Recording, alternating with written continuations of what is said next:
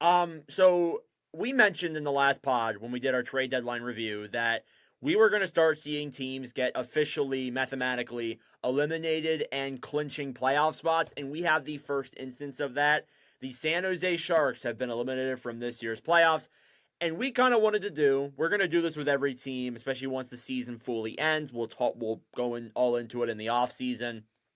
But we wanted to do, as teams slowly start to being eliminated and clinched, want to do a little bit of like a season evaluation on the team, not like go like fully in depth with it, talk about all the picks, all of the all the players, the whole entire roster and all that. We just want to do a little bit of season evaluation. Talk about the state of the team, talk about the leading scores, talk about the future, what's really going to come for these eliminated playoff teams. So we're going to start that today with the San Jose Sharks. But LeBlanc, I wanted you to describe with one word, how has the Shark season been from your perspective? Now, if you say it by like just regular standings, or we want to do it by like expectations going into the year, because that's two different things. I mean, it can be a little bit of both. Like by expectation, I would say how you expected. Like, yeah, I would say expected for that. It's how you expected it to go. If it's by regular, I think they were better than last year, though.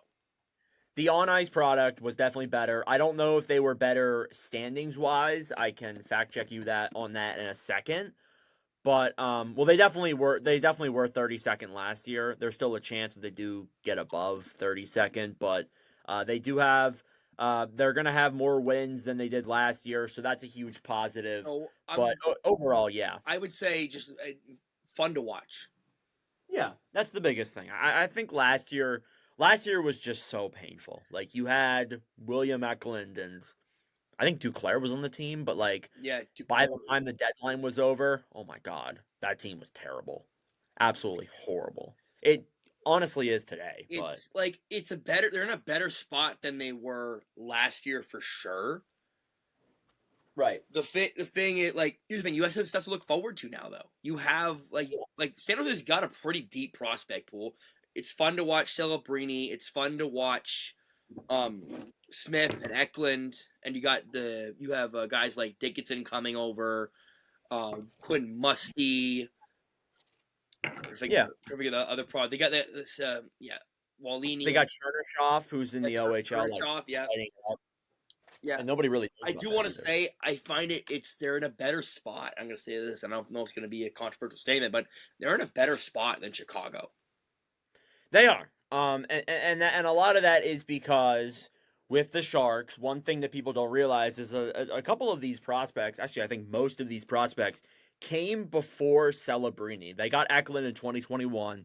That was before Celebrini. Yeah. They got Will Smith the year before in 2023. That was before Celebrini. They traded for a couple of these guys either before or a little bit afterwards when they had Celebrini, like Askarov, for example. Henry Thrun, I think, was like a second-round pick a year or two ago. Yeah. So a lot of those guys, the difference is with them in Chicago is that Chicago just got Bedard. Like literally their first year of being like officially bad, they just got Bedard. Before then they had like Nazer and Korchinski, but nothing as serious as San Jose has with these players they've acquired. Yeah, and I want to say, like, I don't want to put focus on Chicago. I'm going to say this, like, Chicago, like Bedard and getting Chicago getting Bedard reminds me a lot of when the Sens drafted Brady. Because when the Sens drafted Brady, they had nothing. They had no prospects. Yeah, exactly. So that's the biggest thing there. I think that I 100%. I mean, like, I don't want to go too deep into Chicago because it's not a Chicago season evaluation, but that's probably coming though, probably next episode. But I do want to say, like, I agree with that. I think they are in a much better situation than the Blackhawks are, and they're just fun. Like, I mean, you have Celebrini there who's competing for the Calder Trophy. You got Eklund, who has been a very good top six player, very good first line guy. Him, Toffoli, and Celebrini have been like a great line. The sleepover thing a couple of weeks ago, they've been trendy the whole way through. And the Celebrini Smith duo makes it a lot of fun compared to the Blackhawks. But again, like, they're just a fun team to watch. Now, are they good? Hell no. They got Timothy Liljegren playing first pairing minutes. They are not good. Yeah. But I think that this was a real season where the on-ice product got a lot better. They're going to get another really high draft pick next year. They're going to have Dickinson likely maybe come in next season and play some games for you. I don't know. I think some people are aren't going to realize that Mike Greer may not sell forever. Yeah, but here's the thing about that. Like you want like here's the thing. Like my career this summer, and I want to put this emphasis since the season's over. We look forward to the summer, right? So in the summer, you're gonna have quite a bit of cap space if you're San Jose. I think they're gonna have. I think they have like 40 million cap space, something like that. He is. He Um, is. do you go out and get quality vets? I think you should. It's good. It's good for a rebuilding team to go get quality vets. I think Um, they need to at least go get another like version of a Tyler Toffoli. I would like to see Or them Richard acquire Wallman. a veteran defenseman for the back end. Yeah. They need like the offense. I think you know what it's going to be. Like you have your young pieces. The blue line, like I mean, it could all change if they draft Schaefer. This might go away, but I think you still need like another veteran blue liner on that back end if you're the Sharks. Yeah, and the thing about that, the thing like you need, yeah, I guess you need to buy eventually, but I think this summer is not the summer to buy. No, it's not. I'm not saying that. I'm not saying they're gonna go out and like sign Marner in the offseason, but what I'm saying is like if next season they have a big improvement, let's say they get maybe 10 more wins than they did last year, I think there's a good chance we see Greer maybe use that cap space and go out and get somebody big next offseason. Yeah, and I'm it just has to saying. be a significant improvement. You don't want to be those teams like we've seen it before with Buffalo and Ottawa where they thought they were, a couple like a player or two away from being a playoff team, and it just didn't work out. Yeah, I agree with that. Yeah, I do think though that this Sharks team is in a pretty good spot. I don't even really think though. Like I say that, I don't know if you should really touch anything really huge with this team for the next maybe like 1 or 2 years. To be honest I with you. think it's. I think they're still in the thick of the rebuild. They still. I think this year it's a rebuilding. Like next season will be rebuilding year. The following year probably is going to be a year you finally get expectations on the team because going to next year, I Yeah. have no expectations for the Sharks. Next year, I think. I mean, I'll have to see what they do in the offseason. Like Yeah. if they go out and make a huge splash, then I think things change a little bit. What I want for them, at least next year, and again, we're talking about this in March, like things could definitely change between now and September. But the thing is that I want to just see the on ice product get better. I think again it improved this year. I don't want them to get like I'm not expecting for them to win more games next year, but I want to see more of an improvement from this roster, and I think we saw that this year with Celebrini, and I think that getting it coming in next year, you're going to have more guys coming in to help. I think that they will have some more improvement next year, at least on ice product, in my opinion. Yeah. Now, the Sharks have 9 picks heading into this year's draft. They have 2 first and 2 seconds. What do you think is the biggest need for San Jose? Well, if I look at San Jose, I see like here's the thing. Like I don't like to look like you look at for prospects. For me personally, I look at the depth within the organization, not just within the NHL club, but within the AHL club as well. You need to look at depth throughout because usually teams that don't have good depth, they don't have good depth in the AHL either. For sure. Yeah. You look at the Islanders, it's not pretty. I look at this San Jose's team. Yes, they have Dickinson, but here's the thing: you need to get another blue liner. I feel. Yeah. And that's why I said off rip, and I've been saying it for weeks, maybe months, that the Sharks, like, if they get first overall, even if they don't get first overall, I think it's almost a lock for Schaefer to go to San Jose.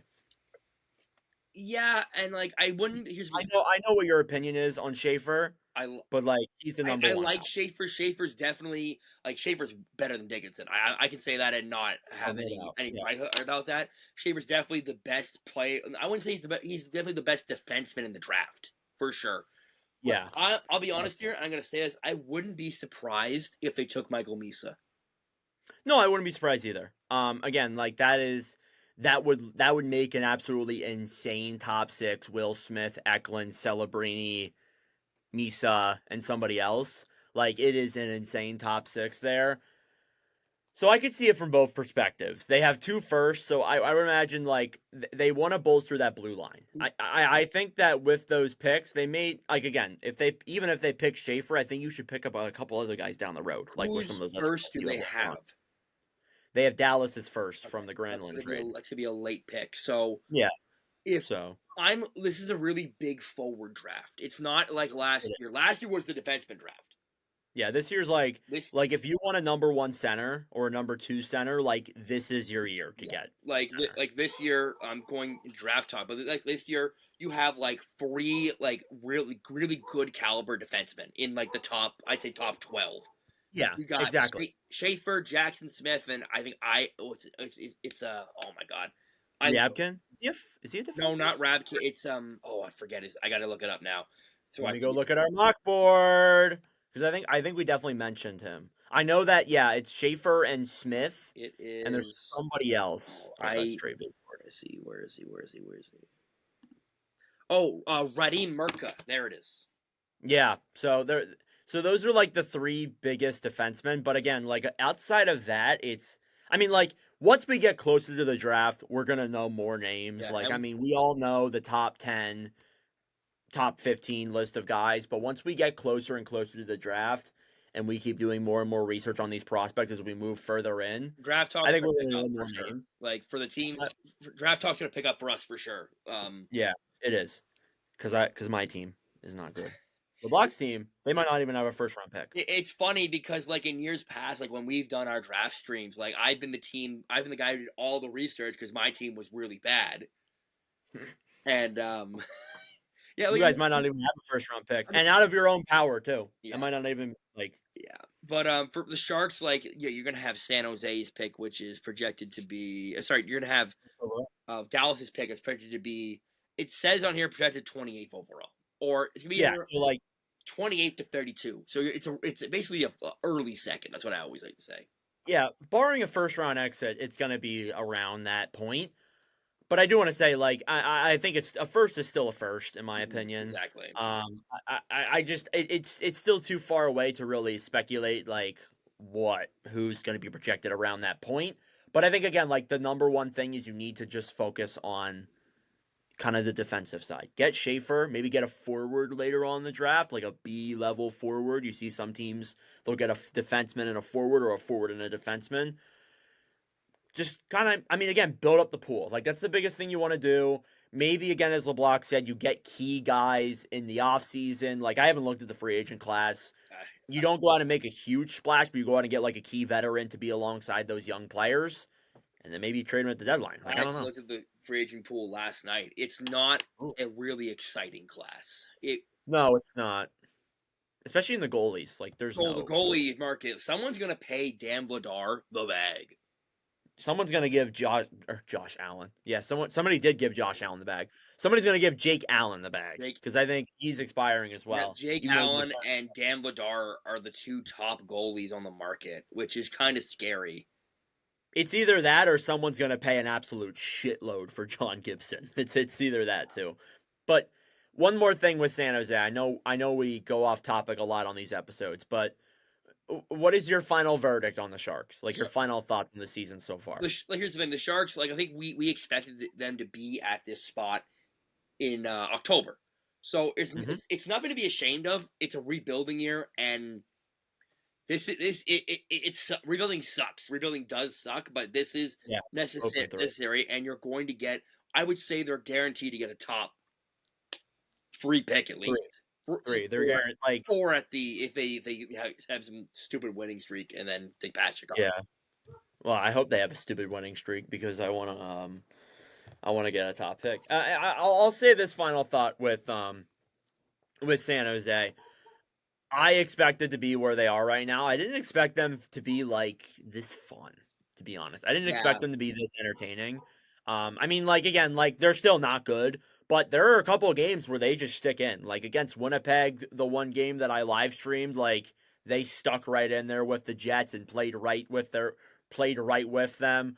Like they're a competitive team. Like that, like they're not like bad to the extent like where they're just outright terrible, like kind of like how the Blackhawks were at points this season. They're a team that works hard and they're still bad, and I can respect that.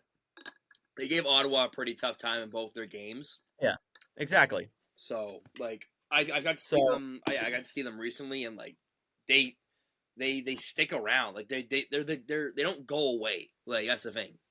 yeah, and I respect that. I respect that a lot.